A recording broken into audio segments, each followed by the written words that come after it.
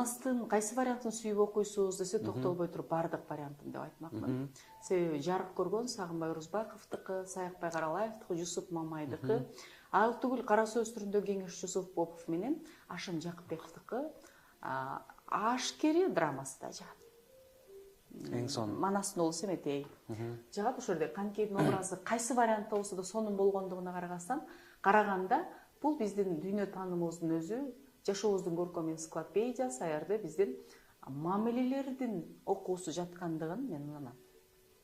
Эң жөнөкөйлүү бүгүн аябай мода болуп аткан аялдык энергия дегенде кыргызча биз аны бир Луиза Хейден же Бодо Шиферден же башка бирөөлөрдөн окуй алсак кыйналышыбыз мүмкүн.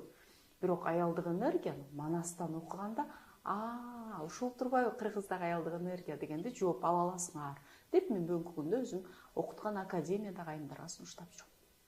Ал аркылуу улуттук нарк, жашоо салтка болгон сүйүү, өзүн таануу, албетте сүйлөө чеберчилиги, анан аялдык энергия койгондун ордуна мен ынануу менен айткым келет. Кеңеш бөлүшө кетсеңиз, мисалы Каныкей апабыздын образында да. Ооба.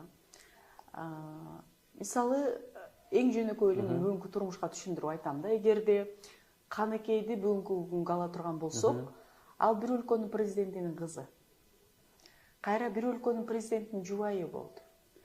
Бир өлкөнүн президентинин апасы чоң энеси болуп атат. Дагы бир өлкөнүн президентинин эжеси болгондугун мен айтпай эле коеюн. Себеби атасынын ордун энеси болуп атпайбы.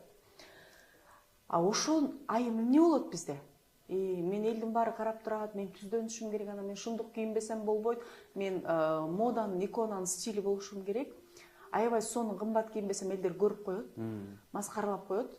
Анан мен укмуш болушум керек, анан мен аябай адамдар суктанган жашоодо тагынчак тагынып, же болбосо нерсе болушум керек деген жашоо бар да. Каныкей эмне кылып атат? Каныкей биз Манаска тийген мезгилде фарс мамлекети өзүнүн күчтүүлүгү менен түрк мамлекеттерине коопсуздук туудуруп турган, бир маданий очок болгон күчтүү мамлекет эмес беле? Ошонун кызы болуп атпайбы? Жөндөн жөн алган жок да, нак сөөктүк үчүн, хан тукумундагы жашоону билгендиги үчүн. Ал ошол жашоону билген үчүн хандын баласын тарбиялоо жоопкерчилиги менен баласын эне тарбиялап алып атпайбы? Анан ошол Каныкей келип атат дагы, анан өзүнүн 40 кызын эштегелип, күйөөсүнүн көйнөгүн өзү тигип, ок өтпөскө турат.